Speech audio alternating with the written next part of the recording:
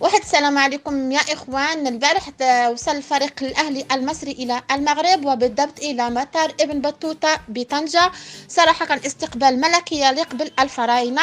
صراحة ما عرفش منين نبدا، واش نبدا بالكنبايات اللي ما لقيت فيهم حتى شي ديفو، ولا من جودة التصوير، ولا من الحافلة، ولا من الشوارع النقية، ولا الأمن، ولا حسن الاستقبال، ولا المأكولات، ولا الحلويات، ولا العواصر، ولا الفرقة الفلكلورية اللي كتستقبل كل فريق على حدة. صراحة كل شيء منظم، كل شيء لحقوا طريقهم ما شاء الله.